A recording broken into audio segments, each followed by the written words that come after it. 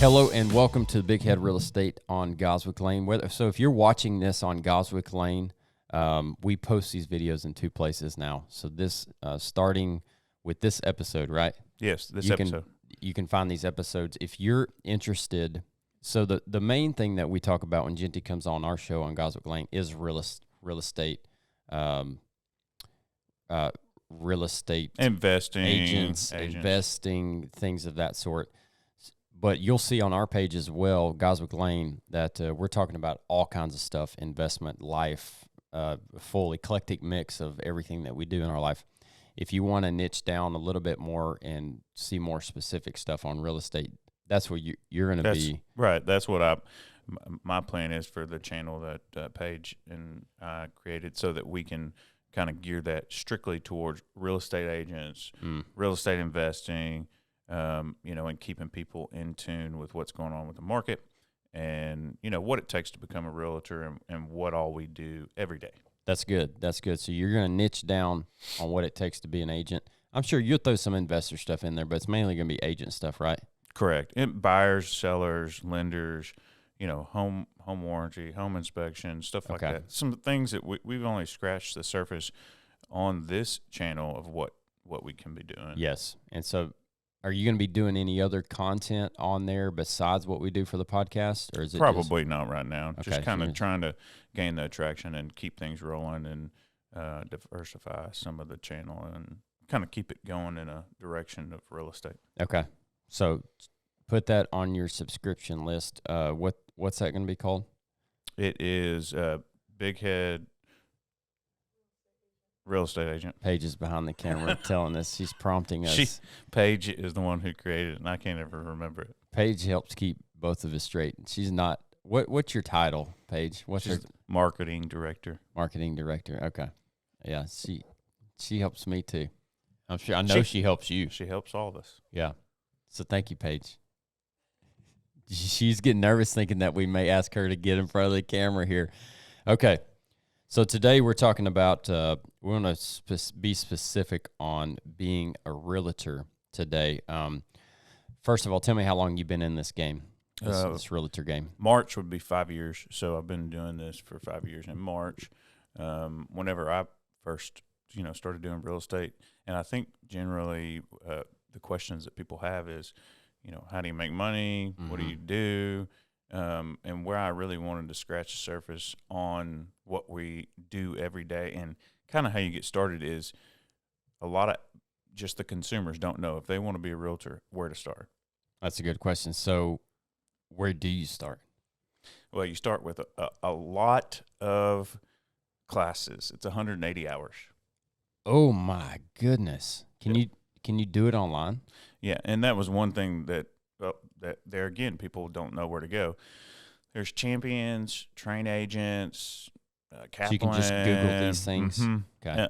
90%, I would say, do it online. But if you are more of a person who wants that classroom setting, I know Kilgore College offers 180 hours. So are they doing that in 2-hour segments at Kilgore? Well, Kilgore's a local junior college here. Well, I don't know exactly how they do that. I think it's a 6-month program. I'm pretty sure. But doing it online, it took me 6 months. Wow. I know people that it's only taken 30 days, which they're getting after it. I mean, they're probably doing it 12 hours a day, 7 days a week. 180 hours divided. I mean, if you did it in 10 days, it would be 18 hours a day. That's not sustainable. So 30 days is 4 hours a day. Mm-hmm. And that's the instruction part, correct?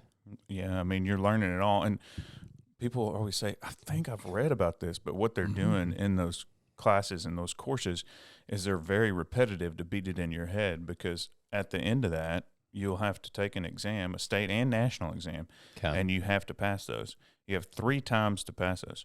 If you don't pass those within 3 times, then you have to retake the whole 180 over again. Hours, all those hours just gone down the tube. So correct. Goodness. But Champions in Dallas. So I failed one of mine the first time, passed one of them. Then I went to Dallas. They have a cram course at Champions, which I always recommend to people that are getting into the industry, that you do that if you failed it. What's the cram course look like?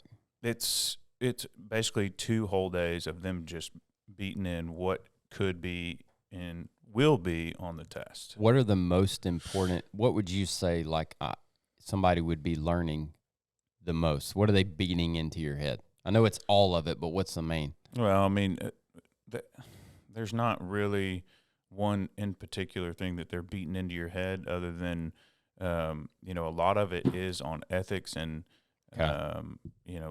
being a person who's going. You're dealing with someone's money, their home, a lot of different things. So they don't want to put someone being licensed as a real estate agent who is not ethical.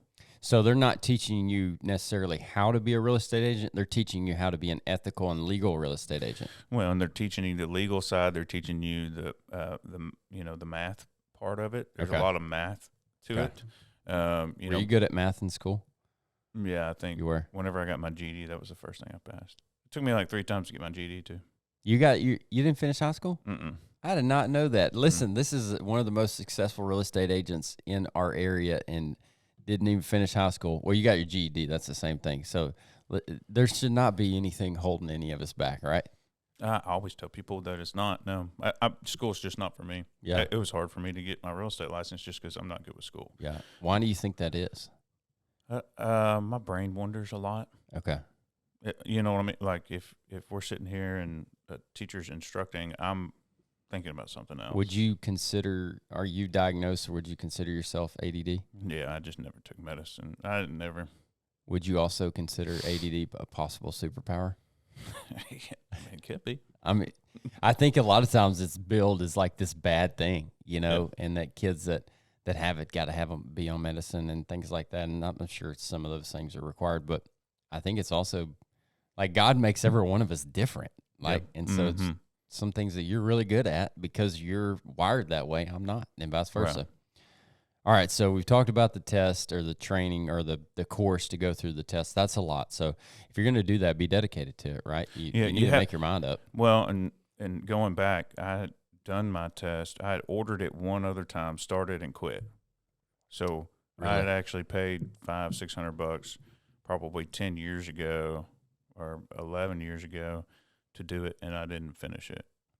Really? What was why did you not finish?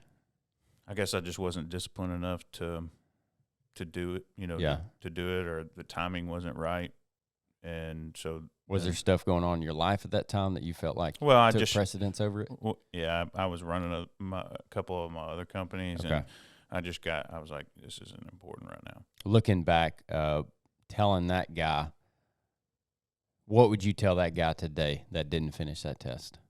I mean, I think timing's everything. I could have gotten into the market at that time and it not worked out. But mainly, I think taking chances is what I would tell myself, that, hey, you need to take chances, finish what you start, and try to see it all the way through.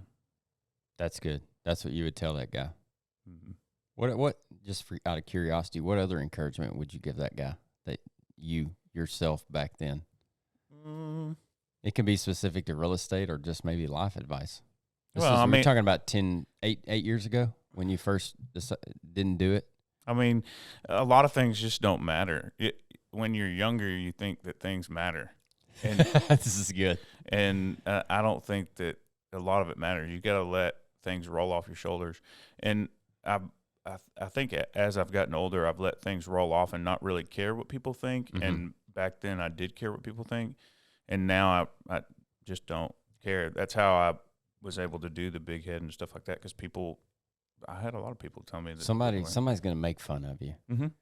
How did you get past that? Because I think that's a big concern for a lot of people. When you're thinking about becoming a real estate agent, you better put yourself out there or you're not going to be successful, right? That's a part of it. And a lot of people are scared to put themselves out there. Or they say, oh, I don't want people to see it on Facebook all the time.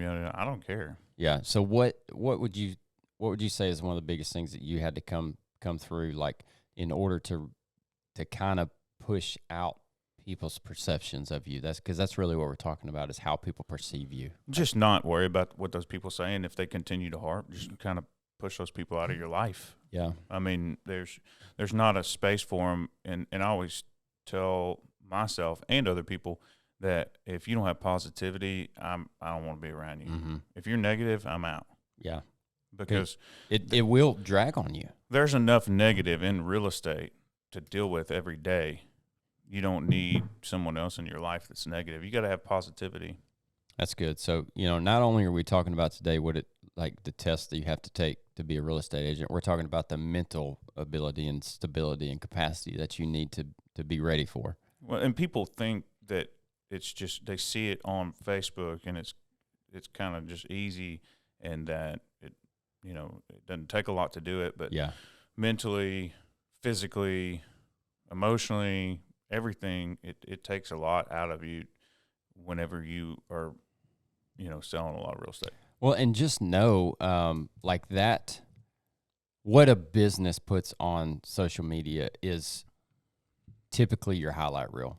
Not right? The bad stuff. Right. You're not going to post sometimes we talk about the hard times, and sometimes we talk about the failures. And I think we've been pretty daggum honest on this show. Mm-hmm.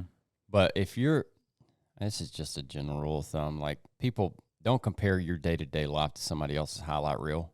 It's not realistic and feasible. Mm-hmm. And know that there are hard times, and that I have this problem sometimes when I look at a new business and I think that person's doing really well. I should jump into it. And then I bypass all the hard times that they've been through without really understanding. So we talked about the test, the training, the mindset. What do you need to know? Say we've done that and we're diving in. But what do you need to know before you dive in to real estate? Well, one of the biggest things that you need to know is that it's commission-based. There is no salary. You have to generate your own leads, and that can be very hard. A lot of your friends won't use you first. It's going to be the strangers. And so you have to put yourself out there. You have to. Why do you think your friends won't use you in the beginning? Like your super close family, they'll use you, right? Correct, yeah. But why won't your friends? I think that they just want to know that you're going to be able to make it and be successful. Okay. And I don't blame anybody that would not use me as a realtor whenever I'm, a first-time agent. Right. This is the single biggest investment that you will ever make, or that you're going to profit off of. Mm-hmm. And you need somebody that's knowledgeable, knows what they're doing, because they can cost you money or time. Or they can do the comps wrong, and you lost, $20,000 because it was comped incorrectly. So I think that it's key to, use your sphere of influence, use the people that will use you and refer you, but mainly, I do let people shadow with me and answer, questions and stuff like that, or they bounce ideas off. Just know what you're doing. Yeah. So once you get in, or if you're thinking about getting in, make sure that you're able to be patient enough to, we have an MLS system. That is the lead that's where all the listings go. It's where all the agents are members of, most of them in this area. Okay. Then you have zip forms. That's all of your TREC forms, where you write your contracts, listing agreements. TREC, what's that stand for? Texas Real Estate Commission. Okay. And then what else do you have? There's a couple of other sites that you have to go off of, but those are the main two. And so whenever I was first starting out, I started looking at all these, and I was like, I don't know that I can do this. This is way too much paperwork. It can be when you're buying or selling a house, and I typically, what I see from a investor standpoint is the contract, and then what I have to get to a bank. That's enough already. Mm-hmm. And then on top of that, keeping up and being legal for your side of it, I'm sure, is a massive amount of stuff. Let's jump into that on the next podcast. You also mentioned you got to go out and find your own leads. I want to talk about that in relation to your brokerage on the next podcast. So jump back in. We're going to be diving back into those things. If you're interested in being a real estate agent, you need to be here. and listening to what this guy has to say because he's been through it. Okay, so we're going to go through those things we just talked about. Remember, love God, love others, and let your work reflect that. We'll catch you on the next one.